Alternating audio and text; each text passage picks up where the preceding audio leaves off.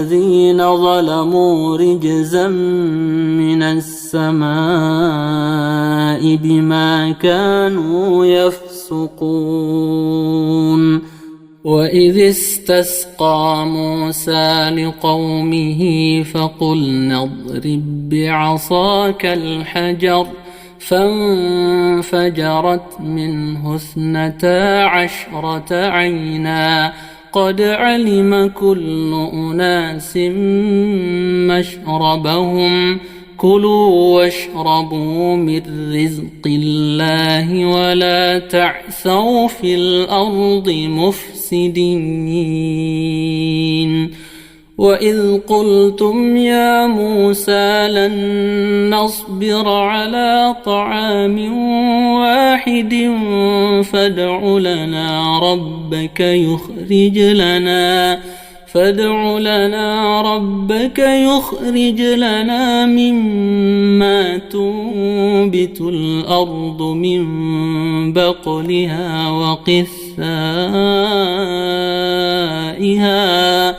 وقثائها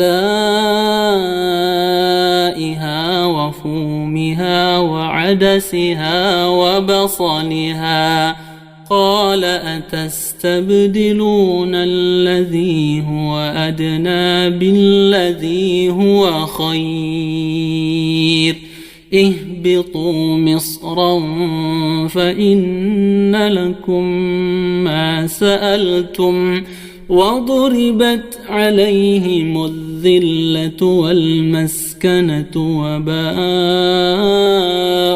بغضب من الله ذلك بأنهم كانوا يكفرون بآيات الله ويقتلون النبيين بغير الحق ذلك بما عصوا وكانوا يعتدون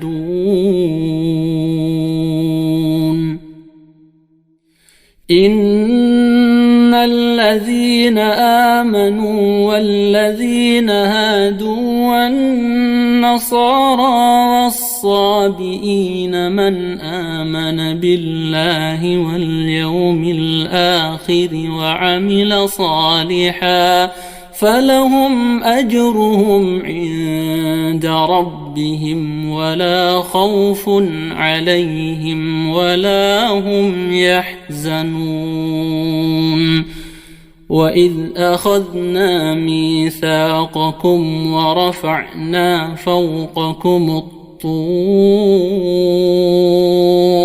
خذوا ما آتيناكم بقوة واذكروا ما فيه لعل. Assalamualaikum warahmatullahi wabarakatuh. Innal hamdalillah nahmaduhu wa nasta'inuhu wa nastaghfiruh wa na'udzu billahi min shururi anfusina wa min sayyiati a'malina. Man yahdihillahu fala mudilla lahu wa man yudlil fala hadiya lahu. Wa ashhadu an la ilaha illallah wahdahu la syarika lahu wa ashhadu anna Muhammadan abduhu wa rasuluh wa habibuhu wa khaliluh. Salawatu rabbi wa salamuhu wa barakatuhu alaihi wa ala alihi wa ashabihi wa man tabi'ahum bi ihsanin ila yaumiddin. Amma ba'd. Jamaah salat maghrib yang dimuliakan oleh Allah tabaraka wa taala, serta kaum muslimin dan muslimat dimanapun berada, alhamdulillah segala puji hanya milik Allah subhanahu wa ta'ala yang telah memberikan kita kesempatan, kemudahan, serta taufik untuk dapat beribadah kepada Allah subhanahu wa ta'ala dengan melaksanakan salat maghrib secara berjamaah. Mudah-mudahan Allah subhanahu wa ta'ala menerima segala amal soleh yang kita kerjakan di sisinya. Sebagaimana Allah Subhanahu wa taala juga telah memberi kita kesempatan untuk dapat kembali duduk bersama di majlis yang Dia cintai ini, sambil berharap kita kepada Allah Subhanahu wa taala, semoga di dalam majlis ini Allah Subhanahu wa taala melimpahkan kepada kita semua, kepada para hadirin dan hadirat, limpahan-limpahan nikmat dan karunia-Nya, keberkahan darinya, dan semoga Allah Subhanahu wa taala menganugerahkan kita ilmu-ilmu yang bermanfaat baik bagi agama kita ataupun bagi akhirat kita. Allahumma amin. Salawat serta salam semoga tercurahkan kepada Rasul yang mulia, Nabi kita Muhammad sallallahu alaihi wasallam, juga kepada keluarganya, para sahabatnya dan orang-orang yang senantiasa berpegang teguh dengan sunnahnya, ajaran yang dia bawa sampai hari kiamat atau sampai ajal menjemputnya. Ma'asyiral muslimin wal muslimat yang mudah-mudahan dimuliakan oleh Allah Subhanahu wa taala, kembali kita melanjutkan kajian rutin kita, pembahasan tentang makna dan tafsiran surat-surat pendek pilihan yang dikategorikan oleh para ulama sebagai surat-surat Qisar al-Mufassal,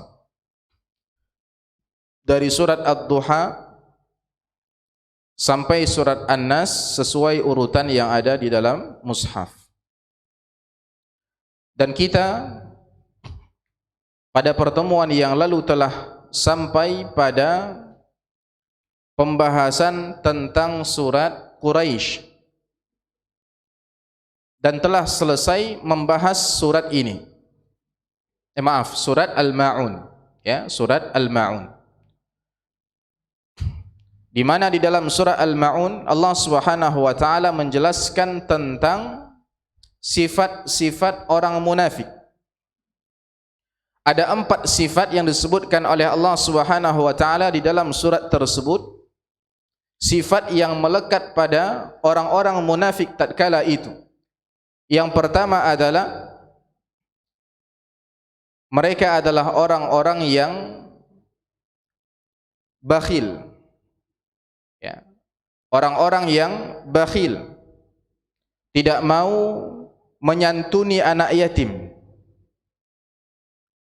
Sebagaimana firman Allah Subhanahu wa taala, wala yahuddu ala ta'amil miskin, tidak mau memberi makan orang miskin atau orang-orang lemah lainnya, termasuk anak-anak yatim. Mereka terlalu pelit. Ini sifat yang pertama. Kemudian sifat yang kedua yang Allah sebutkan, bahwa mereka lalai dari salat mereka. Ada yang mengerjakan tetapi sengaja melaksanakannya di luar waktunya, atau mengakhir-akhirkan salat tersebut sampai mau keluar waktunya, atau sengaja salat dengan raganya namun fikirannya entah kemana. Yang ketiga, mereka senantiasa riya, berbuat riya apabila beramal saleh. Dan yang keempat, mereka enggan memberikan bantuan, yakni tidak mau mengeluarkan zakat, tidak mau membantu orang-orang miskin. Nah, sekarang kita masuk ke surat selanjutnya, yaitu surat Al-Kautsar. Ya, kita masuk ke surat Al-Kautsar,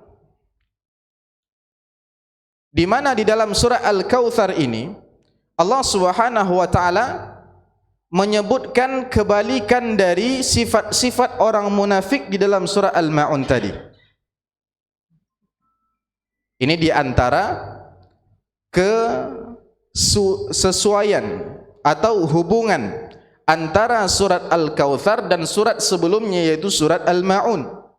Tatkala Allah Subhanahu wa taala menyebutkan 4 sifat munafik tadi di dalam surah Al-Ma'un, Allah Subhanahu wa taala memerintahkan kepada Rasul kita yang mulia sallallahu alaihi wasallam untuk melakukan atau untuk bersifat dengan 4 sifat yang semuanya kebalikan dari sifat-sifat yang ada di dalam surah Al-Ma'un.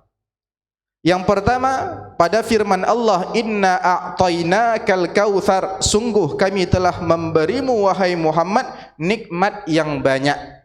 Itu menunjukkan apa? Menunjukkan bahwa Allah Subhanahu wa taala Maha Pemurah. Kebalikan dari sifat apa? Bakhil. Fasalli, maka laksanakanlah salat. Kebalikan dari sifat yang dicela munafik karenanya kemarin. Fawailul lil musallin. Li rabbika, Allah perintahkan Nabi Muhammad salat hanya karena Tuhan, untuk Allah semata. Di mana orang-orang munafik, mereka apabila salat alladzina hum yura'un, berbuat riya, tidak ikhlas karena Allah Subhanahu wa taala. Dan yang keempat, wanhar, dan berkurbanlah sebagai ibadah untuk mendekatkan diri kepada Allah. Berkurban itu ibadah yang berkaitan dengan harta. Kebalikan sifat-sifat orang munafik yang disebutkan oleh Allah di dalam Al-Ma'un, yang mana mereka adalah wa yamna'unal ma'un, tidak mau menahan harta mereka. Wala yahuddu ala ta'amil miskin, mereka tidak mau memberi makan kepada orang miskin. Ya, Allah perintahkan nabinya agar melakukan ibadah kurban. Ya, ini di antara munasabah antara surat Al-Kautsar sama surat sebelumnya, yaitu surat Al-Ma'un, yang dijelaskan oleh para ulama. Nah, tentang surat Al-Kautsar, surah Al-Kautsar ini surat yang ada di urutan ke-108 berdasarkan urutan surat-surat di dalam mushaf. Urutan yang ke-108 dari surat Al-Fatihah. Jumlah ayatnya hanya 3. Sehingga surat Al-Kautsar ini adalah surat yang terpendek berdasarkan jumlah kata dan juga jumlah hurufnya.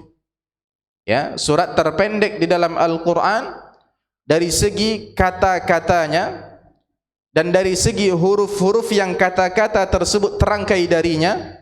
Surah Al-Kautsar adalah surat yang paling pendek daripada surat-surat yang lainnya. Al-Kautsar itu artinya adalah telaga. Ya, nama telaga. Ini bukan arti secara bahasa.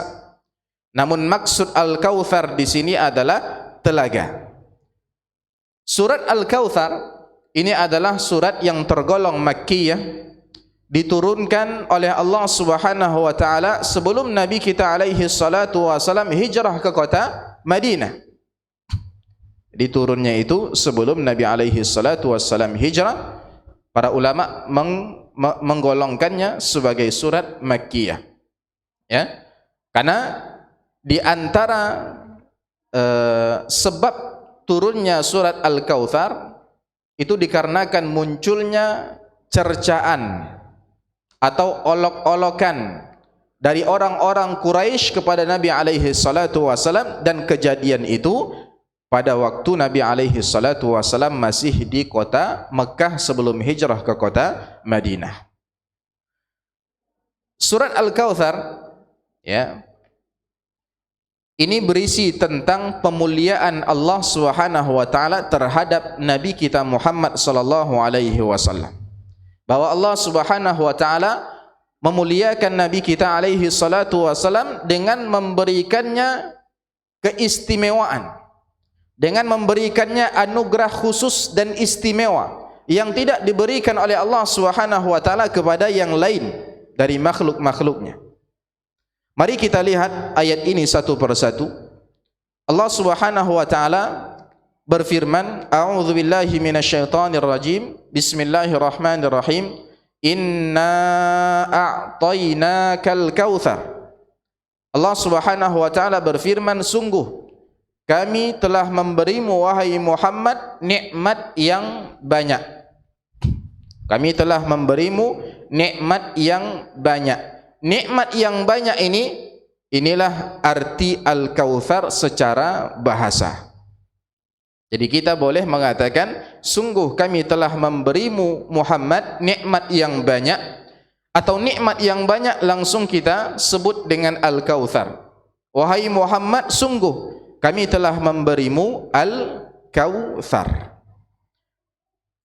Sebagaimana yang tadi kita katakan, surat ini berisi tentang pemuliaan Rabb kita Subhanahu wa taala terhadap Nabi kita Muhammad sallallahu alaihi wasallam. Pemuliaan dalam bentuk apa? Yaitu Allah Subhanahu wa taala telah memberikan Al-Kautsar kepada Nabi kita alaihi salatu wasalam. Dan para ulama berbeda pendapat tentang makna Al-Kautsar di sini. Pendapat yang pertama mengatakan Al-Kautsar itu artinya adalah kebaikan yang banyak, nikmat yang banyak, anugerah yang banyak. Diambil dari kata Al-Kathrah. Atau kalau anak pondok atau pelajar-pelajar penuntut ilmu yang baru belajar bahasa Arab biasanya sering dengar kata kathir. Kathir. Ya, asal katanya adalah kaf, tha, ra. Dari situlah diambil kata Al-Kautsar. Al-Kautsar artinya adalah kebaikan yang sangat banyak. Artinya Allah Subhanahu wa taala telah memberikan banyak kebaikan kepada Nabi kita alaihi salatu wasalam, dan di antara kebaikan tersebut adalah Al-Kautsar, yaitu sungai yang ada di surga dan juga telaga yang ada di padang mahsyar. Jadi sungai ini namanya Al-Kautsar, telaga Nabi itu juga disebut sebagai Al-Kautsar karena airnya mengalir dari sungai Al-Kautsar ini. Nah, ini di antara nikmat yang Allah berikan kepada Nabi kita alaihi salatu wasalam. Namun kalau kita maknakan Al-Kautsar dengan kebaikan yang sangat banyak, nikmat yang sangat banyak, itu artinya makna ini bersifat umum. Bersifat umum. Kebaikan yang banyak yang ada di dalam surga itu apakah hanya diberikan kepada Nabi kita Muhammad sallallahu alaihi wasallam saja, atau juga diberikan kepada penduduk surga yang lain? Juga diberikan kepada penduduk surga yang lain. Oleh karenanya Syekh Al-Utsaimin itu lebih memilih pendapat yang kedua dalam rangka untuk berpaling dari pendapat yang pertama. Ya, karena kalau kita memilih pendapat yang pertama, memaknainya dengan kebaikan yang banyak, maka tidak ada keistimewaan khusus bagi Nabi di dalam ayat ini. Ya. Sesungguhnya kami telah memberikan kebaikan yang sangat banyak kepadamu Nabi Muhammad, dan kebaikan yang banyak itu pun telah diberikan kepada penduduk surga yang lainnya. Nah, pendapat yang kedua, Al-Kautsar itu adalah sungai yang khusus dan istimewa di dalam surga sana, sebagaimana dikuatkan oleh banyak hadis-hadis Nabi alaihi salatu wassalam. Di antara hadis tersebut, hadis yang diriwayatkan oleh Anas bin Malik, dia berkata, suatu ketika Rasulullah sallallahu alaihi wasallam berada di sisi kami, dan saat itu beliau dalam keadaan tidur ringan. Tidur ringan itu tidurnya tidak nyenyak, ya. Kadang-kadang terbangun, ya. Kadang-kadang terlelap, tiba-tiba terbangun lagi. Tidur ringan namanya, tidak nyenyak, ya. Lantas beliau mengangkat kepala sambil tersenyum, ya. Dan kami pun bertanya, ma adhakaka ya Rasulullah? Mengapa engkau tertawa, wahai Rasul? Apa kata Rasul alaihi salatu wasalam? Baru saja turun kepadaku suatu surat. Jawab beliau. Lalu beliau membaca, Bismillahirrahmanirrahim. Inna a'tainakal kautsar fasalli li rabbika wanhar inna syani'aka huwal abtar. Dengan menyebut nama Allah yang Maha Pengasih lagi Maha Penyayang, sesungguhnya kami telah memberikan kepadamu nikmat yang banyak, telah memberikan kepadamu Al-Kautsar, maka dirikanlah salat karena Rabbmu dan berkurbanlah, sesungguhnya orang-orang yang membenci kamu dialah yang terputus. Kemudian beliau berkata, wa ma adra kamal kautsar. Ya, tahukah kalian apa itu al-kautsar? Ya, setelah beliau membaca surah al-kautsar yang turun kepada beliau saat beliau sedang dalam kondisi tidur ringan seperti itu, tahukah kalian apa itu al-kautsar? Allah wa rasuluhu a'lam. Kata para sahabat, Allah dan Rasulnya yang lebih mengetahui. Rasul sallallahu alaihi wasallam bersabda, fa innahu nahrun wa adanihi rabbi azza wa jalla alaihi khairun katsir. Al-Kautsar, kata Nabi, adalah sungai yang dijanjikan kepadaku. Sungai yang dijanjikan oleh Rabbku kepadaku. Sungai itu memiliki kebaikan yang sangat banyak. Huwa haudun taridu alaihi ummati yaumal qiyamah. Itulah telaga yang nanti akan didatangi oleh umatku pada hari kiamat nanti. Ya. Jadi telaga Nabi alaihi salatu wasalam itu dialiri oleh air yang berasal dari sungai Al-Kautsar. Oleh karenanya di sini Nabi mengatakan sungai itu dia jugalah telaga itu. Ya. Pendapat yang kami pilih, sungai dan telaga ini berbeda, namun airnya sama. Oleh karenanya sungai ini disebut sebagai Al-Kautsar, telaga ini juga disebut sebagai Al-Kautsar. Jadi nanti pada hari kiamat umatku akan mendatangi telaga ini. Aniyatuhu adadun nujum. Bejana atau gelas di telaga tersebut sejumlah bintang di langit.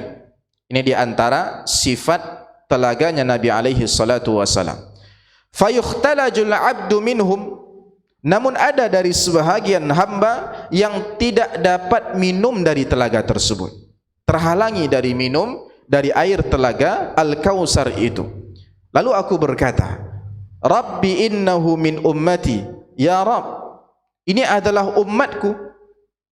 Kenapa dihalang-halangi dari meminum air telaga ini?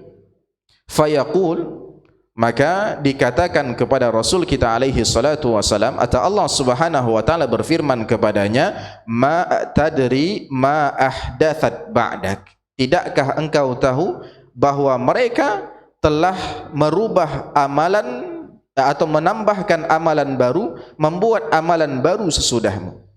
Ya. Di dalam riwayat yang lain yang nanti kita akan bacakan, dikatakan kepada Rasul alaihi salatu wassalam, kamu tidak tahu wahai Muhammad, ma ahdatsu ba'dak, bid'ah apa yang telah mereka lakukan atau mereka buat sesudahmu. Jadi perbuatan-perbuatan merubah ajaran dan sunnah Nabi alaihi salatu wassalam itu dapat menyebabkan seseorang terhalang dari minum dari telaga Nabi alaihi salatu wassalam. Nah, hadis ini sebagaimana yang tadi kita katakan bahwasannya dia adalah dalil atau penguat, pendukung pendapat yang kedua yang mengatakan bahwasannya Al-Kautsar adalah sungai yang diberikan khusus kepada Nabi kita Muhammad sallallahu alaihi wasallam di dalam surga sana. Tentang haudun Nabi, telaga Nabi yang tadi kita katakan sebagai yang kita katakan namanya adalah Al-Kautsar, itu dikarenakan sumber airnya juga dari sungai Al-Kautsar. Itu sebagaimana penjelasan dari Ibnu Hajar rahimahullahu taala. Beliau mengatakan wa yutlaqu 'alal haudi kautsarun, dan telaga Nabi itu disebut juga dengan Al-Kautsar. Telaga Nabi itu juga disebut dengan Al-Kautsar likaunihi yumaddu minhu, dikarenakan airnya berasal dari sungai Al-Kautsar. Ya, ini dalil yang pertama. Dalil yang kedua, hadis yang diriwayatkan oleh Abu Dzar Al-Ghifari radhiyallahu anhu bahwasannya dia bercerita, qultu, saya pernah bertanya kepada Rasul alaihi salatu wasalam, ya Rasulullah, ma aniyatul haudi, wahai Rasul, bagaimana dengan bejana yang ada di al-haud? telaga Al-Kautsar itu, bagaimana bejananya, gelasnya, mangkoknya. Nabi SAW bersabda, "Walladzi nafsu Muhammadin biyadihi," demi jiwa Muhammad yang berada di tangannya, "la'aniyatuhu aktsaru min adadi nujumis sama'i wa kawakibiha." Sungguh kata Rasul alaihi salatu wasalam, wadah untuk minum yang ada di telaga Al-Kautsar itu banyaknya seperti jumlah bintang dan galaksi-galaksi yang ada di langit. Lalu beliau mengatakan, "Ala fil lailatil muzlimatil mushiyah aniyatul jannah," yaitu bintang-bintang yang ada di langit tatkala malam hari. Kita melihat bintang-bintang, sebanyak bintang-bintang di langit, sebanyak itulah jumlah bejana yang ada di telaga Nabi alaihi salatu wasalam. Aniyatul jannah, itulah dia bejana-bejana di dalam surga. Artinya seperti itulah sifat bejana di dalam surga, jumlahnya sangat banyak. Kemudian beliau melanjutkan, "Man syariba minha lam yadhma akhir ma alaih." Barang siapa yang minum air telaga tersebut, ia tidak akan merasa haus selama-lamanya. Ya. Barang siapa yang meminum sedikit saja dari air telaga tersebut, dia tidak akan haus selama-lamanya. Yashkhubu fihi mizabani minal jannah, man syariba minhu lam yadhma. Di telaga tersebut ada dua saluran air, mizaban, dua saluran air yang mengalirkan air dari surga dengan deras.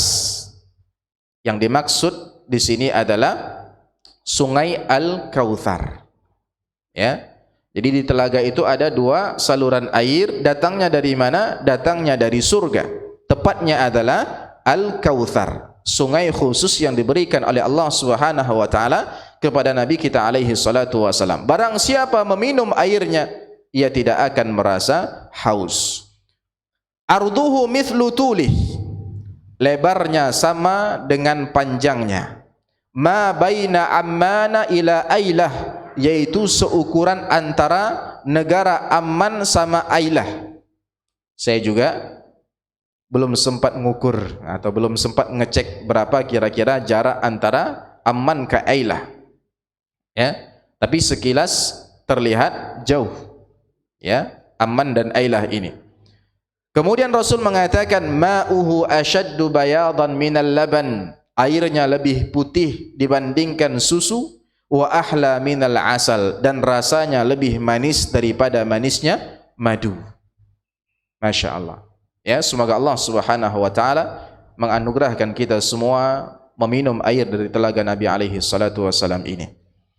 Nah, Nabi sallallahu alaihi wasallam di dalam riwayat-riwayat yang lain juga menyebutkan bahwa akan ada sebahagian dari umatnya yang datang menuju telaga kemudian diusir.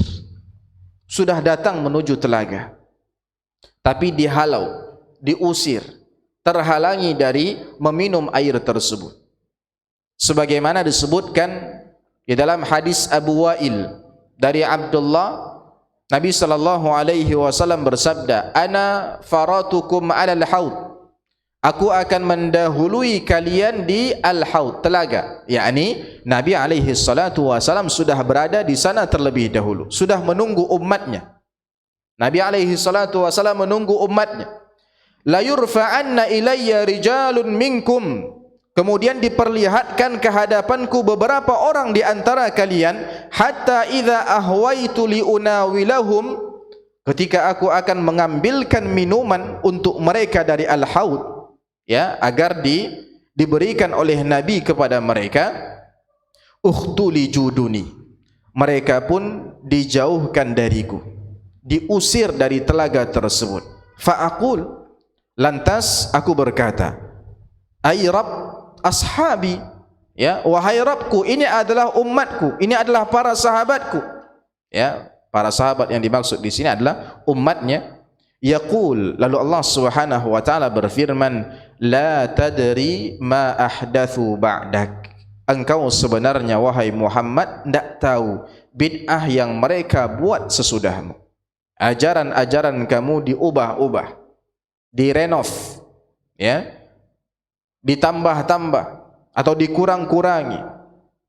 Mereka melakukan hal-hal yang tidak pernah engkau ajarkan wahai Muhammad. Ketahuilah itu. Artinya secara tidak langsung Allah Subhanahu wa taala mengatakan kepada Nabi kita alaihi salatu wassalam bahwa itulah penyebab mereka dihalang atau diusir dari meminum air telaga tersebut.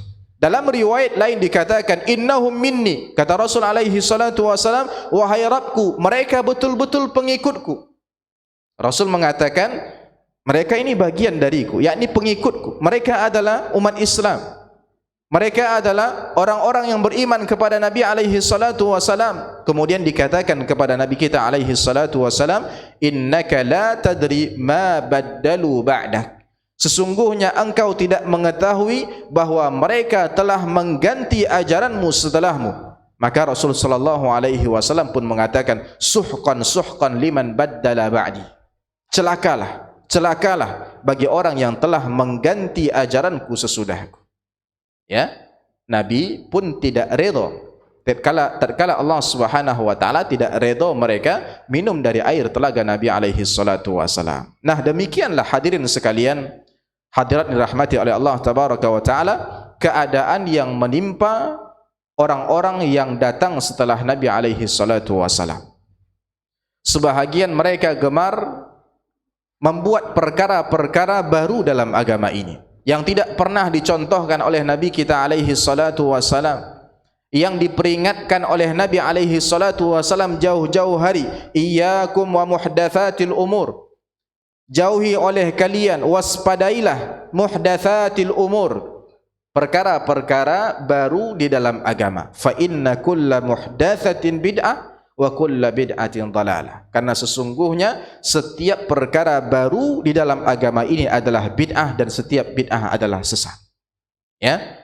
Nah, hadis ini sekaligus menjadi dalil yang sangat kuat bahwa Nabi alaihi salatu wasalam apakah tahu apa yang terjadi dengan umatnya setelah beliau meninggal dunia atau tidak tahu? Tidak tahu. Ya. Ini dalil yang kuat bahwa Nabi alaihi salatu wasalam tidak mengetahui apa yang terjadi dengan umatnya setelah beliau meninggal dunia 1400-an tahun yang lalu. Ini berbeda dengan keyakinan khurafat sebagian orang yang percaya bahwa Nabi alaihi salatu wasalam mengetahui keadaan umatnya, bahkan hadir di tengah-tengah mereka. Sehingga ketika disebutkan nama Nabi alaihi salatu wasalam langsung ramai-ramai berdiri. Di antara alasannya adalah Nabi sedang hadir gitu. Ya, Nabi sedang hadir di tengah-tengah kita. Ini tidak benar. Ya, Nabi alaihi salatu wasalam sebagaimana kata Allah, innaka mayyitun wa innahum mayyitun. Sesungguhnya engkau mati wahai Muhammad sebagaimana mereka juga akan mati. Ya, meskipun ada kekhususan bagi Nabi alaihi salatu wasallam dan para nabi yang lainnya bahwa mereka di dalam kubur mereka ahya, hidup, tapi hidupnya barzakh, ya, bukan hidup seperti kita sekarang ini. Dan mereka disebutkan ahyaun yusalluna wa yusalluna, mereka melakukan salat di dalam alam barzakh sana. Ya. Meskipun demikian, Nabi alaihi salatu wasalam tidak tahu apa yang terjadi pada umatnya setelah beliau meninggalkan dunia ini. Wallahu ta'ala a'lam. Ini ayat yang pertama. Ayat yang kedua, Allah Subhanahu wa taala berfirman, "Fasalli li rabbika wanhar." Fasalli li rabbika wanhar. Maka laksanakanlah salat karena Tuhan. Karena ini adalah menunjukkan alasan kita, tujuan kita salat beribadah kepada Allah Subhanahu wa taala. Hendaknya niat itu lillahi taala, karena Tuhanmu. Fasalli li rabbika wanhar, dan berkurbanlah sebagai ibadah dan mendekatkan diri kepada Allah Subhanahu wa taala. Nah, salat dan menyembelih hewan kurban ini merupakan dua ibadah yang sangat agung, sering sekali di dalam nas-nas syar'i, baik itu Al-Quran ataupun hadis-hadis Nabi alaihi salatu wasalam, disebutkan dua ibadah ini secara bersamaan. Ya, kalau kita masih ingat dengan ayat yang mungkin sering kita dengar, sering kita baca, di mana Allah Subhanahu wa taala berfirman, "Qul inna salati." Setelah itu apa? Wa nusuki.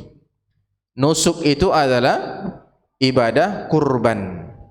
Ya, inna salati wa nusuki. Sesungguhnya salatku, ibadahku. Seringnya kita terjemahkan dengan ibadah, namun yang dimaksud dengan ibadah di sini adalah menyembelih hewan.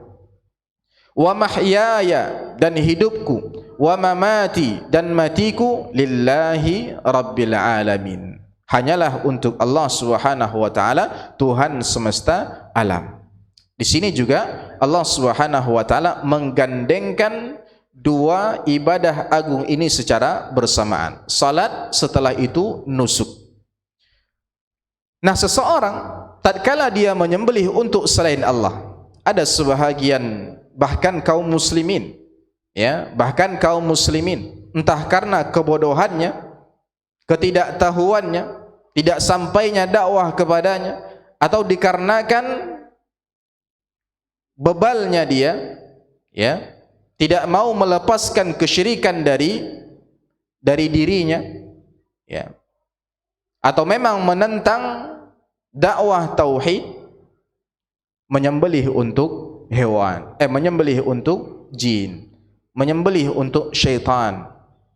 Ya, kalau seandainya nanti di suatu sekolah tiba-tiba banyak kesurupan, ya, didatangilah orang pintar, katanya dukun, ya, kemudian dukun ini mengatakan, apa biasa yang dikatakan? Ini cerita lama ini. Biasanya dikatakan bahwa penghuninya marah ini, terganggu tempatnya dan sebagainya, mereka minta disembelih ini seekor, ini seekor, ini seekor. Ya, akhirnya disembelihlah. Ya, disembelihlah untuk selain Allah Subhanahu wa taala hewan tersebut. Padahal Nabi kita alaihi salatu wasalam telah memperingatkan, la'anallah man dzabaha li ghairillah. Allah Subhanahu wa taala melaknat orang-orang yang menyembelih kepada selain Allah Subhanahu wa taala. Jadi siapapun yang menyembelih, ya, memotong hewan kurban untuk selain Allah Subhanahu wa taala, baik itu untuk jin, wali, siluman, atau apapun itu, berarti ia telah berbuat syirik.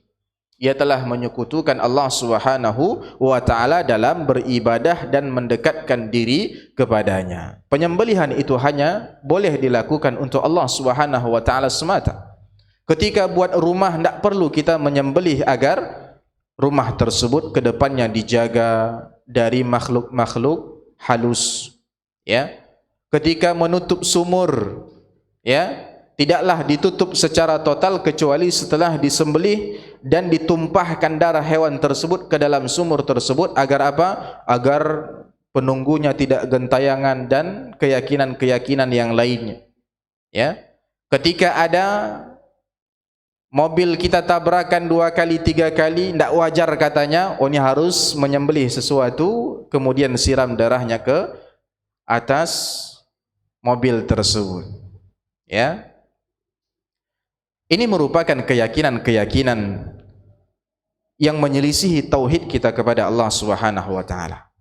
Ya. Ini perintah Allah Subhanahu wa taala kepada Nabi kita alaihi salatu wasalam setelah Allah menyebutkan di ayat yang pertama bahwa Allah telah memberikan kepada Nabi kita alaihi salatu wasalam hadiah khusus dan istimewa berupa Al-Kautsar. Sehingga di ayat yang kedua ini Allah ingin daripada Nabi kita alaihi salatu wasalam, beliau mewujudkan rasa syukurnya kepada Allah Subhanahu wa taala dengan melaksanakan dua ibadah yang agung ini. Yang pertama adalah salat dan yang kedua adalah menyembelih hewan untuk berkurban. Kita akan simak kelanjutannya setelah kita mendengarkan adzan Isya insyaallah taala.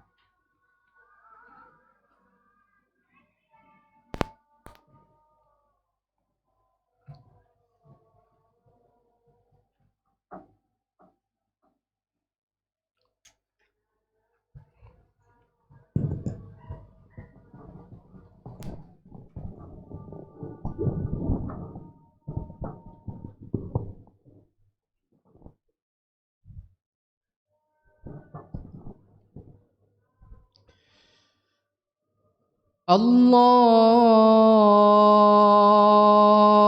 Akbar, Allahu Akbar, Allahu Akbar, Allahu Akbar. أشهد أن لا إله إلا الله.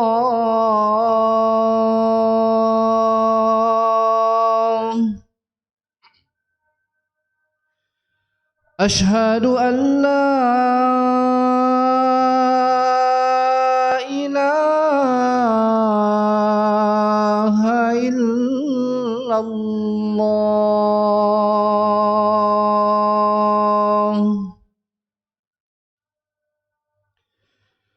أشهد أن محمدًا رسول الله.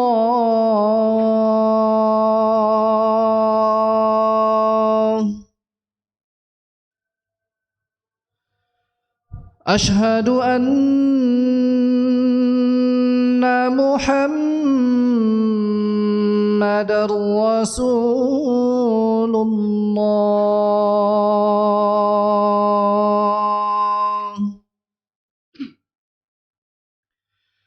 حي على الصلاة.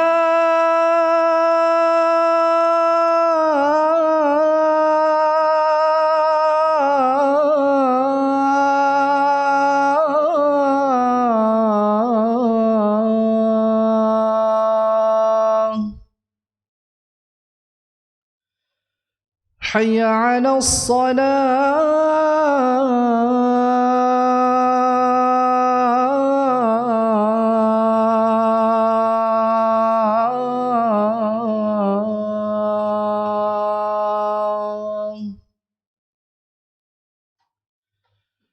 حي على الفلاح.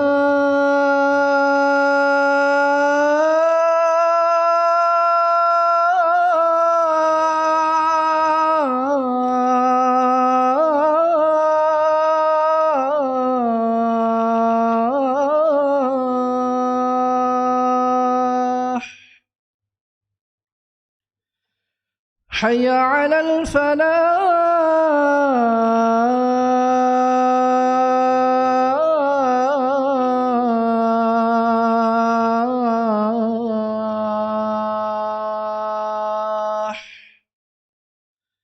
الله أكبر، الله أكبر.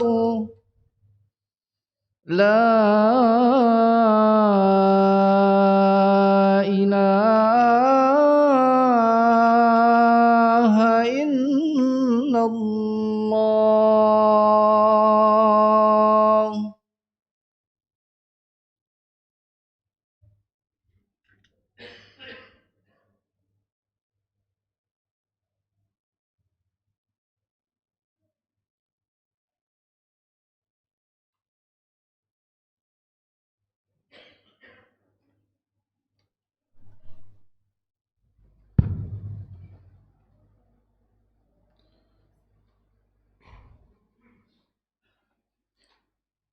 Innal hamdalillah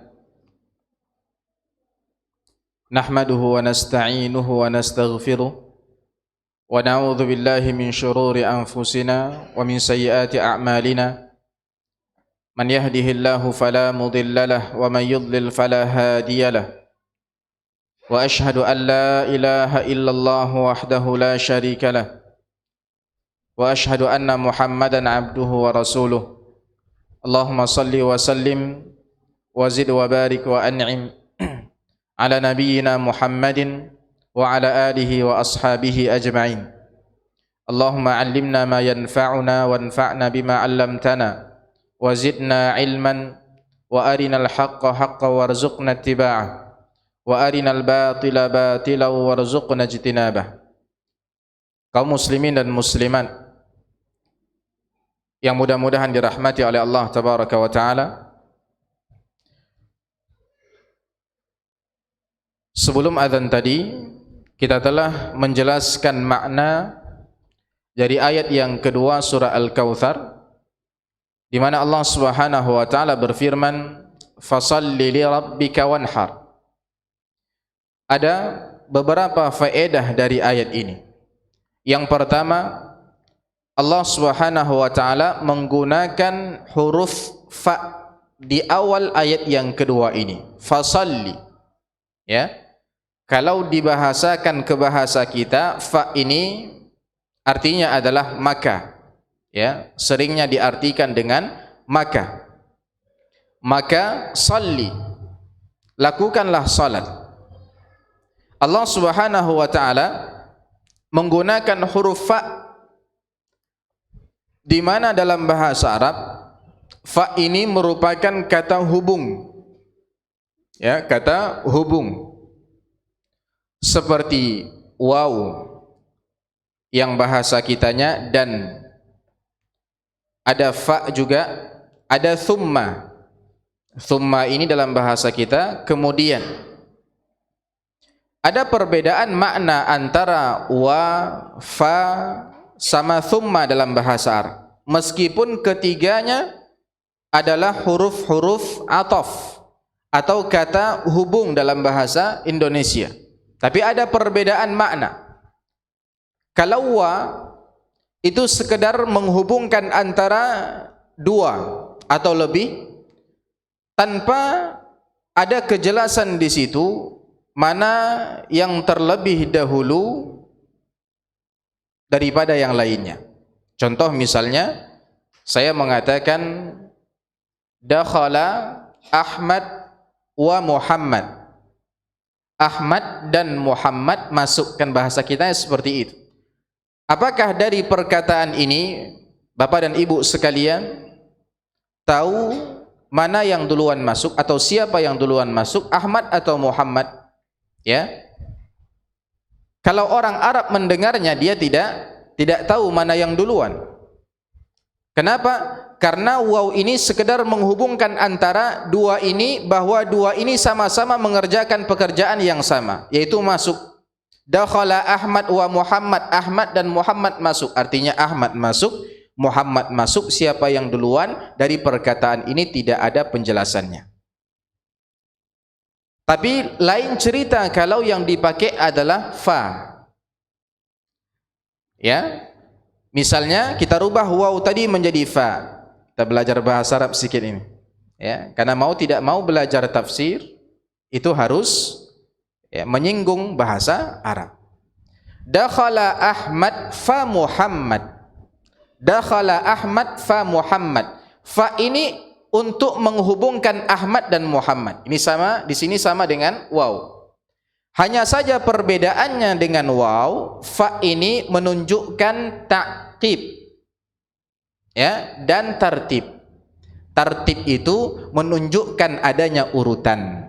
Kalau dikatakan dakhala Ahmad fa Muhammad, maka siapa yang duluan masuk sudah jelas. Yang pertama masuk adalah Ahmad, baru Muhammad. Ya. Nah, pertanyaan yang lainnya, apakah si Muhammad langsung masuk setelah Ahmad atau ada jeda di situ? Fa ini menunjukkan makna bahwa masuknya Muhammad tanpa ada jeda, langsung. Jadi kalau gambarannya itu dua orang saling beriringan, masuk yang pertama disusul langsung oleh yang kedua. Di sini makainya fa kalau ingin menjelaskan yang dua ini masuknya berdasarkan urutan seperti ini dan masuknya itu hampir-hampir bersamaan. Yang satu langsung disusul dengan yang lain. Itu adalah makna fa. Beda dengan thumma. Thumma ini ada kesamaannya dengan fa dari segi menunjukkan urutan. Contoh yang ketiga lagi.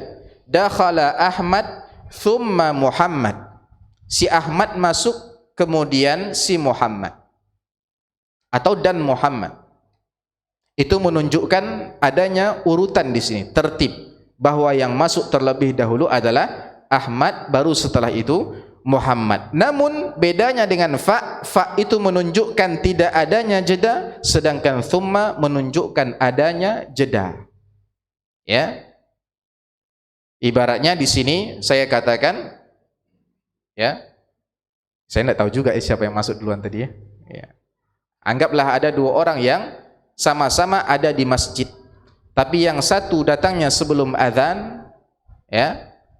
Yang satu lagi setelah azan. Datang orang yang ketiga, ya. Datang orang yang ketiga, datangnya itu di rakaat yang terakhir. Saya tadi sampai di rakaat yang terakhir. Nah, kalau kita mencontohkan lelaki yang pertama sama laki-laki yang kedua, kita katakan telah masuk laki-laki yang pertama, kemudian laki-laki yang ketiga, sudah sesuai urutan atau belum? Maksudnya itu, yang pertama ini memang lebih dahulu daripada yang ketiga. Betul? Betul. Tapi apakah langsung atau ada jeda di situ? Ada jeda, bahkan dijedai oleh satu orang. Itu pakainya thumma. Kembali kita ke ayat yang kedua Al-Kautsar tadi. Allah langsung mengatakan fa. Seakan-akan Allah ingin mengatakan, wahai Rasulullah, karena engkau telah diberikan Al-Kautsar, maka salatlah dan menyembelihlah segera. Ya, segera wujudkan rasa syukurmu atas karunia tersebut dengan melakukan salat yang ikhlas karena Allah Subhanahu wa taala dan menyembelihlah. Ya. Ini di antara faedah dari ayat yang kedua tadi. Faedah yang pertama. Dan Allah gandengkan salat sama ibadah menyembelih itu dikarenakan kedua ibadah ini adalah ibadah yang sangat agung. Salat itu adalah ibadah fisik yang termulia. Sementara menyembelih hewan kurban itu merupakan ibadah harta yang termulia. Allah gandengkan kedua ibadah yang agung ini di dalam beberapa ayat di dalam Al-Quranul Karim. Dan Nabi alaihi salatu wasalam sebagai Rasul, utusan Allah Subhanahu wa taala, suri tauladan kita, itu selalu menjalankan perintah Allah Subhanahu wa taala, sehingga beliau banyak sekali melaksanakan salat, juga banyak sekali menyembelih. Tentang melakukan salat, kita sering mendengar hadis Aisyah radhiyallahu anha yang menceritakan tentang bagaimana salatnya Nabi alaihi salatu wasallam sampai bengkak-bengkak kakinya. Ditanya oleh Aisyah, ya, kenapa sampai seperti itu? Apa jawaban beliau? Afala akunu abadan syakura? Tidak, bolehkah saya menjadi hamba yang bersyukur gitu? Ya. Beliau banyak salat dan juga banyak menyembelih, banyak berkurban. Nabi alaihi salatu wasallam bahkan pernah diceritakan bahwa beliau menyembelih dengan 100 ekor unta. 100 ekor unta. 63 ekornya itu disembelih langsung dengan tangan beliau yang mulia alaihi salatu wasallam. 100 ekor unta. Masya Allah. Masih ada kesempatan untuk berkurban ini. Ya, yang memiliki harta yang lebih, silahkan berkurban. Ya, dalam rangka mengikuti sunnah Nabi kita alaihi salatu wasallam dan mengikuti perintah Allah Subhanahu wa taala yang tentunya ini meskipun secara lafaz khusus ditujukan kepada Nabi alaihi salatu wasallam, namun maknanya umum untuk setiap yang mengikuti Nabi kita alaihi salatu wasallam. Faedah yang kedua dari ayat yang kedua ini, Allah Subhanahu wa taala menggabungkan kedua ibadah ini karena keduanya menunjukkan perasaan tawaduk, sikap tawaduknya seseorang, membutuhkan Allah Subhanahu wa taala, kuatnya keyakinan dan butuh berprasangka baik kepada Allah Subhanahu wa taala bahwa Allah Subhanahu wa taala akan mengganti harta yang dia keluarkan itu dengan sesuatu yang lebih baik tanpa harus merasa kekurangan harta. Bukankah Nabi kita alaihi salatu wasalam telah mengatakan, ma naqasat sadaqatun min mal, sejatinya sedekah yang kita keluarkan itu tidak akan mengurangi harta seseorang. Ya, apa yang kita keluarkan itu akan tumbuh kembang, ya, bernilai pahala yang sangat besar, berlipat ganda. Disebutkan juga oleh Allah Subhanahu wa taala di dalam banyak ayat, mathalul ladzina yunfiquna amwalahum fi sabilillah kamathali habbah ambatat sab'a sanabil fi kulli sumbulatin mi'atu habbah. Dari satu benih yang kita tanam menghasilkan mi'atu habbah, ya, 100 biji. Ya, ini faedah yang kedua. Faedah yang ketiga, Allah Subhanahu wa taala menjanjikan Nabi kita alaihi salatu wasalam dengan sungai, namanya apa tadi? Sungai Al-Kautsar. Seolah-olah Allah Subhanahu wa taala mengatakan, wahai Rasulullah, janganlah engkau bersedih karena luput sesuatu pun dari perkara dunia yang tidak ada apa-apanya dibandingkan ganjaran akhirat. Ya, kalau seandainya, ya, di antara kita ada yang mungkin merasa kalah dari seseorang dalam perkara dunia, atau yang merasa rezekinya seret, ya, yang merasa hidupnya sempit dan susah, maka ingatlah bahwa apa-apa yang kita harapkan dari dunia ini itu tidak ada apa-apanya dibandingkan kenikmatan di akhirat sana nanti. Di sini kita melihat Al-Kautsar, telaga Nabi alaihi salatu wasalam, bagaimana bejana tersebut, bagaimana nikmat meminum air telaga tersebut. Man syariba minha lam yadhma abadan, yang meminum sedikit saja dari air telaga Nabi alaihi salatu wasalam, dia tidak akan haus selama-lamanya. Yang putihnya lebih putih dibandingkan susu, manisnya lebih manis dibandingkan asal, madu. Ya. Kemudian faedah yang keempat, Allah Subhanahu wa taala memerintahkan kepada Nabi kita alaihi salatu wasalam untuk salat dan menyembelih hewan kurban. Itu merupakan isyarat agar Nabi alaihi salatu wasalam jangan memperdulikan cercaan orang-orang musyrikin ketika itu. Tidak usah memperdulikan cercaannya orang-orang Quraisy ketika itu. Akan tetapi hendaknya beliau menghadapi cercaan tersebut dengan tetap beribadah kepada Allah Subhanahu wa taala. Ya, sebagaimana kata Allah Subhanahu wa taala dalam surat Al-Hijr, "Wa laqad na'lam annaka yadhiqu sadruka bima yaqulun."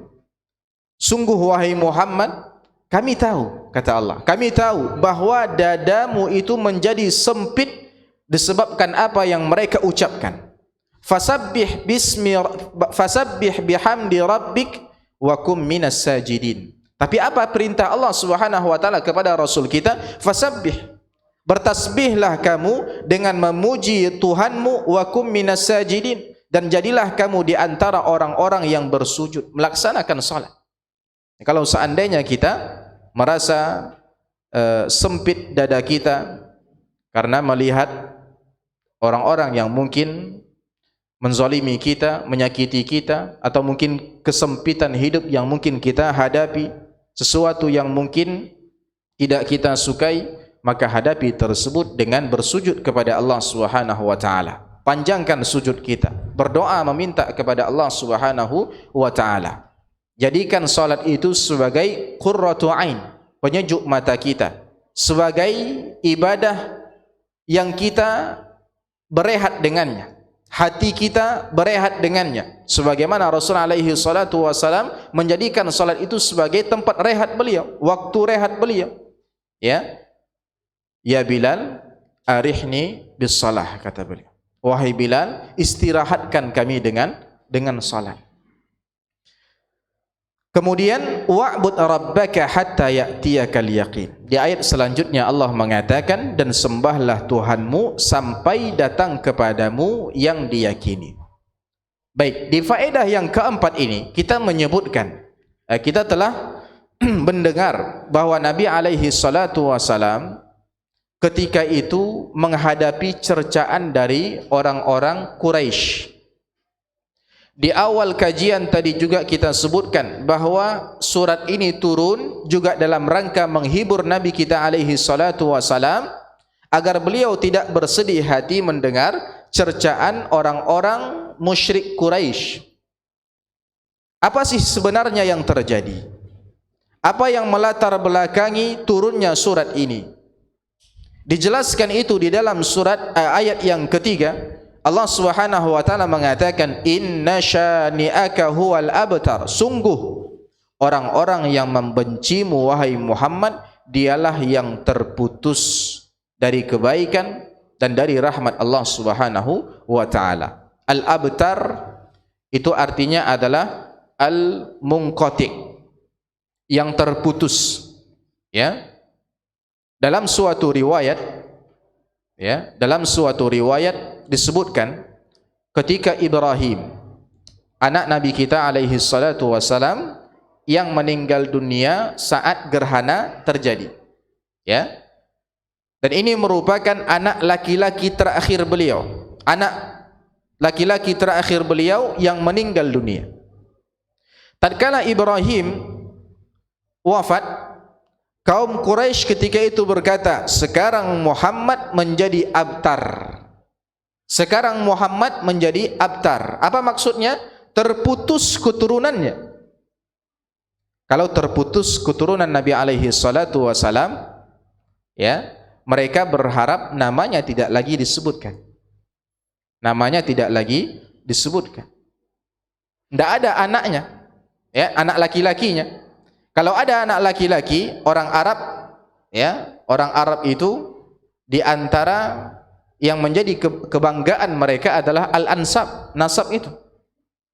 Ada aja anak laki-laki itu bapaknya, kakek-kakek di atasnya akan senantiasa disebut-sebut.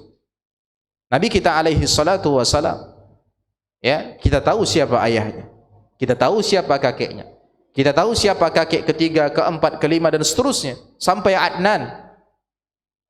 Kenapa? Karena Nabi alaihi salatu wasalam ada. Coba kalau seandainya Nabi alaihi salatu wasalam tidak ada, boleh jadi nama Abdullah tidak pernah disebut-sebut. Nah, itu yang menjadi kesenangannya orang-orang Quraisy. Itu yang membuat mereka bahagia sekali. Wafatnya Ibrahim, anak Nabi kita alaihi salatu wasalam, membuat mereka senang bahwa Nabi setelah ini, ya, setelah beliau meninggal dunia, tidak ada keturunannya yang meneruskan nasab dia, itu akan menjadi abtar, terputus keturunannya, ya. Nah, hal inilah yang menyebabkan Nabi kita alaihi salatu wasalam sedih, sehingga ayat ini, ya, atau surat Al-Kautsar ini turun sebagai penghibur atau pelipur lara hati beliau, ya.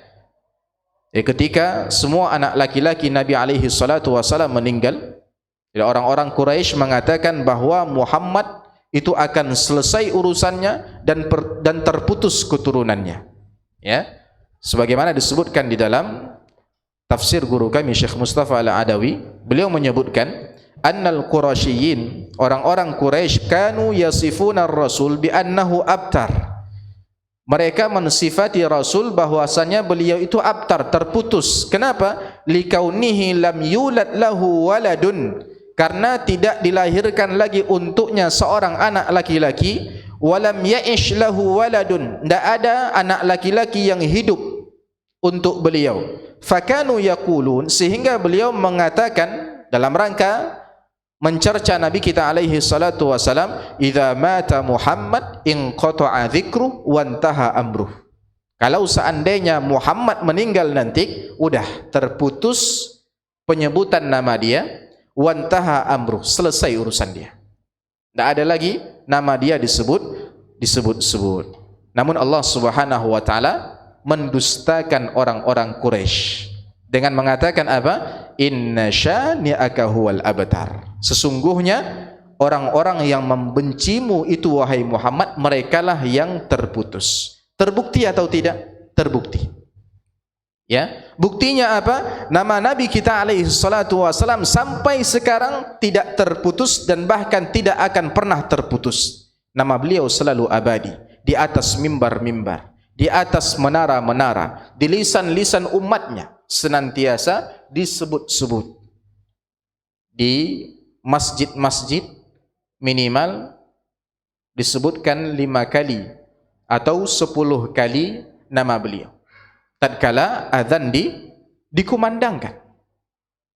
Di mimbar-mimbar tatkala para khatib, para penceramah ya mengawali siraman rohaninya, mengawali ceramah dan khutbahnya, mereka juga berselawat kepada Nabi kita alaihi salatu wasalam. Sementara itu pencela Nabi kita alaihi salatu wasalam, nama-nama mereka itu justru hilang dalam sejarah dan dilupakan orang. Ya, siapa yang ingat dengan orang-orang yang mencela Nabi alaihi salatu wasalam dulu? Tidak ada, terlupakan. Ya, bahkan tidak tercatat dalam sejarah kecuali hanya penyebutan ada orang-orang yang mencela Nabi. Siapa mereka? Tidak diketahui. Ya, itu janji Allah Subhanahu wa taala, inna syani'aka huwal abtar. Bahkan mereka-mereka yang membencimu itu wahai Muhammad, huwal abtar, dialah yang akan terputus penyebutan namanya, selesai urusannya, terputus dari rahmat Allah Subhanahu wa taala. Ya. Maka sebagaimana kata Syekh Al-Utsaimin di dalam syarah tafsir surah Al-Kautsar ini, beliau mengatakan, ini faedah yang sangat bagus ya. Pelajaran yang dapat kita ambil dari ayat yang ketiga ini, di mana Syekh Al-Utsaimin mengatakan, fakullu man abghada syai'an yata'allaku bin nabi alaihi salatu wasalam fajaza'uhu qat'ul khairi. Ya, ingat ini.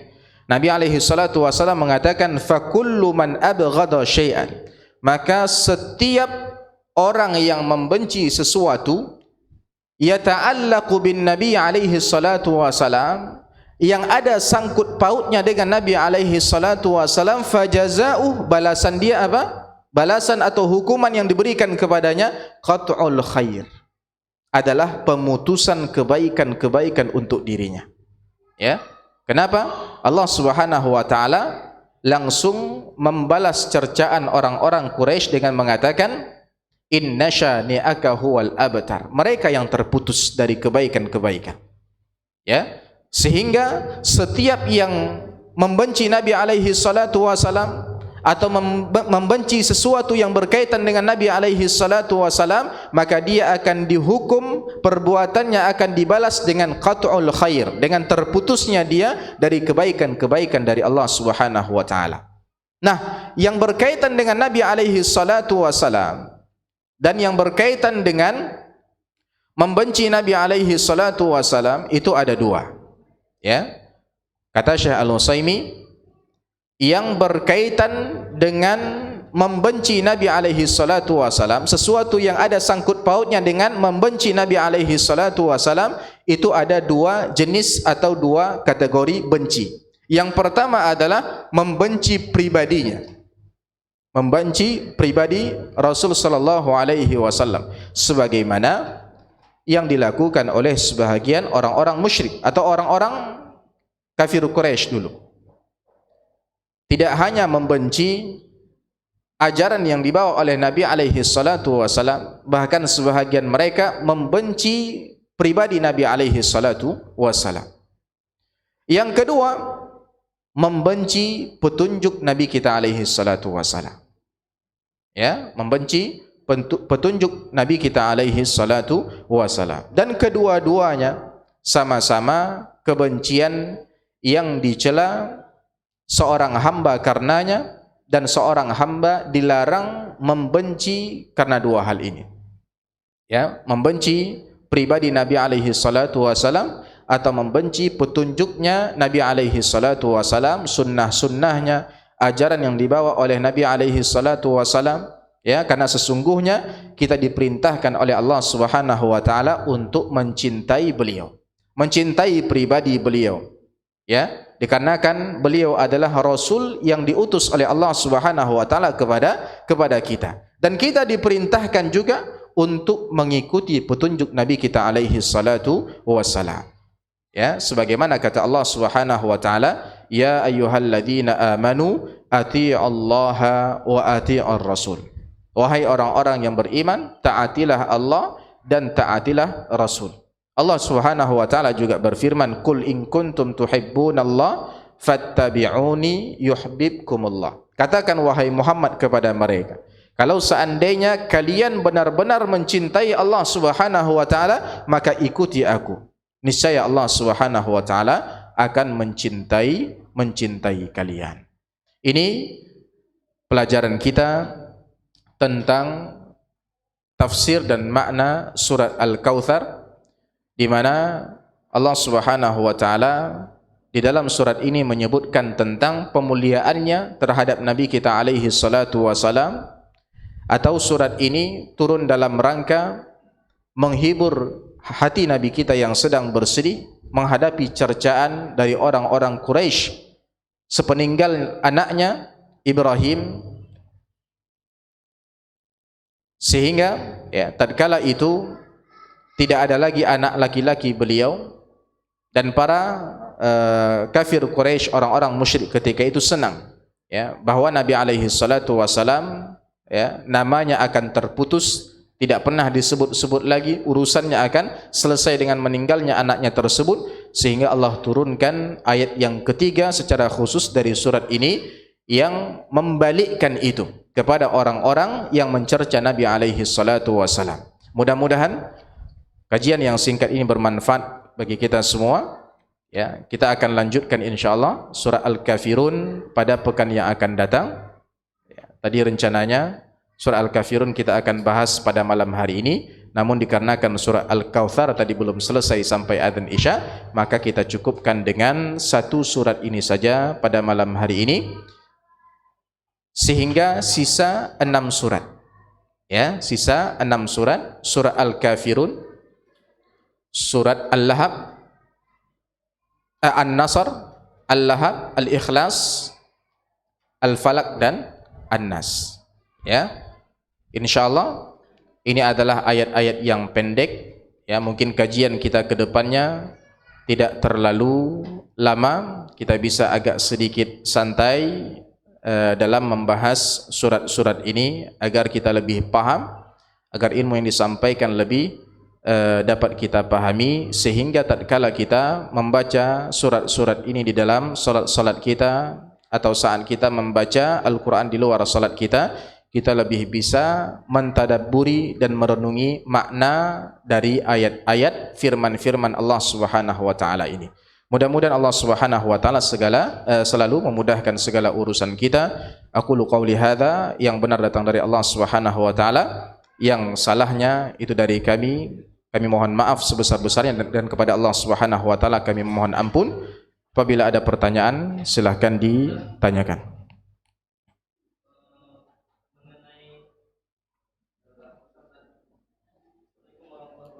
Waalaikumsalam.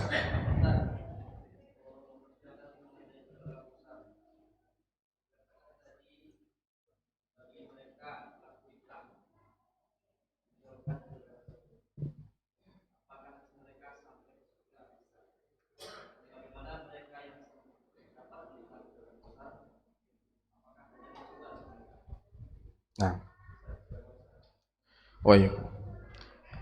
tentang para pelaku bid'ah yang diusir dari telaga Nabi alaihi salatu wasalam, apakah urusannya itu sampai membuat mereka terusir juga dari surga Allah Subhanahu wa taala atau tidak? Maka ini pembahasannya tentang pembahasan status orang-orang yang bermaksiat dari kalangan kaum muslimin. Kita katakan dari kalangan kaum muslimin, kalau seandainya bid'ah yang dilakukan adalah bid'ah yang tidak mengeluarkan mereka dari agama Islam. Karena bid'ah itu terbagi, ada bid'ah mukaffirah, ada bid'ah yang ghairu mukaffirah. Ada bid'ah yang tidak mengeluarkan seseorang dari agama Allah Subhanahu wa taala al-Islam. Ada bid'ah-bid'ah yang tidak mengeluarkan mereka dari status sebagai seorang muslim, sehingga tatkala mereka statusnya masih sebagai seorang muslim, maka berlaku bagi mereka, ya, maka berlaku bagi mereka status ahli tauhid yang bermaksiat, ya, al-usatu minal muwahhidin, ya, di mana status mereka itu tetap memasuki surga Allah Subhanahu wa taala karena keislaman mereka, ya. Namun perkara mereka tahtal masyiah, ya, tentang dosa-dosa mereka, keyakinan ahlu sunnah statusnya adalah tahtal masyiah, di bawah kehendak Allah Subhanahu wa taala. In syaa'a 'adzabah, kalau seandainya Allah berkehendak, Allah azab mereka, ya, dengan dimasukkan ke dalam neraka, ya, namun tidak kekal di dalamnya, ya, tetap nanti memasuki surga. Wa in syaa'a 'afa anhu, dan kalau seandainya Allah berkehendak, Allah memaafkan kesalahan-kesalahan mereka tersebut. Namun kalau seandainya bid'ahnya telah sampai ke derajat bid'ah yang mengeluarkan seseorang dari agama Islam dan telah sampai burhan, telah sampai hujjah kepadanya, maka statusnya wallahu taala a'lam sama seperti orang-orang kafir yang mereka kekal di dalam api neraka. Wallahu taala a'lam. Assalamualaikum warahmatullahi wabarakatuh. Apa surat Al-Kautsar ayat 2 bisa menjadi adanya syariat sujud syukur? Sujud syukur. Apakah benar ada hadis yang mengatakan larangan benci, apakah benar ada hadis yang mengatakan larangan benci kepada orang Arab? Siapa benci orang Arab maka benci Nabi. Ya, siapa benci kepada orang Arab benci kepada Nabi alaihi salatu wasalam. Baik. Yang pertama tentang ayat yang kedua dari surah Al-Kautsar yang bunyinya tadi adalah fasalli li rabbika wanhar. Maka lakukanlah salat untuk Allah Subhanahu wa taala semata dan lakukanlah ibadah kurban. Apakah ayat yang kedua ini bisa menjadi adanya atau mungkin menjadi dalil, ya, disyariatkannya sujud syukur, ya? Wallahu taala alam. Saya belum pernah mendengar penjelasan para ulama tentang hal ini yang menjadikan ayat yang kedua ini sebagai dalil atau penguat disunnahkannya melaksanakan sujud syukur begitu seseorang mendapatkan kenikmatan daripada Allah Subhanahu wa taala. Saya tidak tahu, nanti mungkin kita akan coba carikan. Yang kedua, apakah benar ada hadis yang mengatakan larangan benci kepada orang Arab? Siapa benci orang Arab, maka benci Nabi alaihi salatu wasalam. Iya, ini disebutkan dalam sebuah hadis, namun statusnya siapa yang mengeluarkan saya lupa. Sebentar kita akan coba carikan.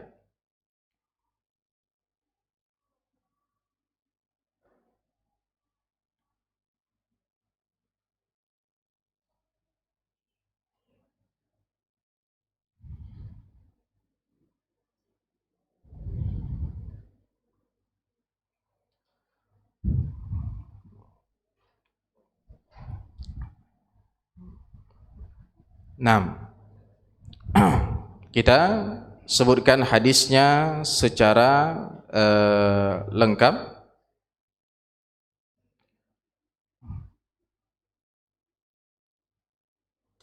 Sebentar.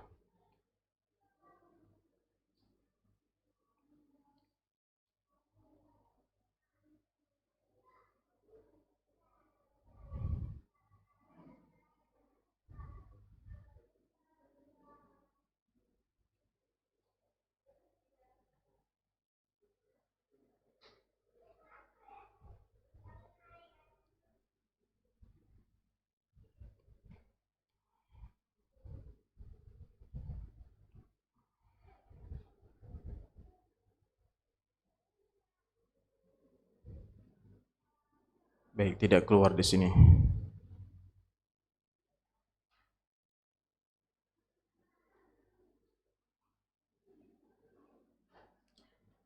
Baik, di bagian yang tadi ditanyakan, hadisnya panjang, namun di dalamnya ada perkataan seperti ini, ya. Wa hubbul Arab imanun wa bughduhum kufrun. Faman ahabbal Arab faqad ahabbani wa man abghadal Arab faqad abghadani. Dalam hadis tersebut disebutkan awalnya hubbu Quraisyin imanun wa bughduhum kufrun. Mencintai orang-orang Quraisy ini adalah iman. Tentunya orang-orang Quraisy yang beriman. Wa bughduhum kufrun, membenci mereka adalah suatu kekufuran. Wa hubbul Arab imanun, mencintai bangsa Arab adalah suatu keimanan. Wa bughduhum kufrun, membenci mereka itu adalah kekufuran. Faman ahabbal Arab, barang siapa yang mencintai bangsa Arab, faqad ahabbani, maka dia telah mencintaiku. Dan barang siapa yang membenci orang Arab atau bangsa Arab, maka dia sesungguhnya telah membenciku. Hadis ini, ya, Syekh Al-Albani menghukuminya sebagai hadis yang dhaif jiddan, ya, yang sangat lemah. Ada, kalau tidak salah, redaksi yang lain yang senada dengan redaksi yang pertama yang tadi kita sebutkan, ya. Namun secara khusus kami belum mengkaji bagaimana status hadis ini. Namun Syekh Al-Albani menghukuminya sebagai hadis yang sangat dhaif, yang sangat lemah. Syekh bin Baz juga pernah menceritakan tentang hadis-hadis yang bercerita tentang keutamaan orang-orang Arab, ya, termasuk hadis yang tadi. Karena hadis yang tadi itu menceritakan tentang keutamaan orang Arab, ya. Apa kata beliau? Hadhihin nusus, nas-nas ini, hadis-hadis ini, fima alimna, yang kami ketahui, kulluha dha'ifatun, semuanya adalah nas yang lemah, la takhlu min maqal, ya, tak terlepas dari kritikan-kritikan ahli hadis. Wa ba'duha batil, sebahagiannya adalah hadis yang batil. Wa ba'duha fihi dha'f, sebahagiannya di dalamnya ada kelemahan. Tidak lemah sekali, tapi ada kelemahannya. Wa qad bayyana katsiran minha fi risalatina, dan kami sudah jelaskan kebanyakan hadis-hadis tersebut di dalam risalah kami, yang mungkin bisa membaca kitab berbahasa Arab atau mungkin sudah ada diterjemahkan. Judul aslinya adalah Naqdul Qaumiyah ala Daw'il Islami wal Waqi', ya. Naqdul Qaumiyah, qaumiyah ini nasionalisme, ya, mengkritik nasionalisme kalau tidak salah, ala Daw'il Islami wal Waqi', dalam kacamata Islam dan realita yang ada, ya. Dan di dalam risalah tersebut kami sudah jelaskan ma fiha minal kalam fi ghalibi ahadihil ahadith wa baina ahli ilmi rahmatullah alaihim wa ba'duha laysa bisahihin bil kulliyah wa ba'duha fihi dha'f. Jadi intinya adalah sebahagian hadis ini ada yang seluruhnya benar-benar lemah, batil seluruhnya, ada yang sebahagiannya bisa diterima, sebahagiannya itu terdapat kelemahan di dalamnya. Berdasarkan penilaian Syekh Al-Albani tadi, ulama hadis zaman ini, dan juga penilaian Syekh bin Baz, maka kami katakan sejauh ini yang sampai kepada kita bahwa hadis ini adalah hadis yang lemah, ya, hadis-hadis yang lemah. Kalaupun seandainya hadis ini adalah hadis yang kuat, maka maknanya dibawa kepada bangsa-bangsa Arab, ya, yang baik, ya, artinya kita tetap menanamkan loyalitas kita bukan di atas itu, ya. Barang siapa yang beriman kepada Nabi alaihi salatu wasalam, maka kita mencintainya karena imannya. Barang siapa yang membenci Nabi alaihi salatu wasalam dari bangsa Arab, ya, Maka kita benci kepada mereka juga dikarenakan iman kita kepada Nabi alaihi salatu wasalam dan kebencian mereka kepada Nabi alaihi salatu wasalam. Wallahu ta'ala a'lam. Kita tutup kajian kita pada malam hari ini. Mudah-mudahan ada manfaatnya bagi kita semua. Semoga Allah Subhanahu wa taala memudahkan urusan kita semuanya untuk senantiasa hadir di majelis-majelis ilmu dan mengikuti kajian-kajian dari awal sampai akhir untuk menambahkan wawasan dan keilmuan kita tentang agama Allah Subhanahu wa taala ini. Subhanakallahumma wa bihamdik asyhadu an la ilaha illa anta astaghfiruka wa atubu ilaik. Wassalamualaikum warahmatullahi wabarakatuh. أنفسكم وأنتم تتلون الكتاب أفلا تعقلون واستعينوا بالصبر والصلاة وإنها لكبيرة إلا على الخاشعين الذين يظنون أنهم ملاقو ربهم وأنهم إليه راجعون يا بني إسرائيل اذكروا نعمتي التي أنعمت عليكم وأني فضلتكم على العالمين واتقوا يوما لا تجزي نفس عن نفس شيئا ولا يقبل منها شفاعة ولا يؤخذ منها عدل ولا هم ينصرون وإذ نجيناكم من آل فرعون يسومونكم سوء العذاب يذبحون أبناءكم ويستحيون نساءكم وفي ذلكم بلاء من ربكم عظيم وإذ فرقنا بكم البحر فأنجيناكم وأغرقنا آل فرعون وأنتم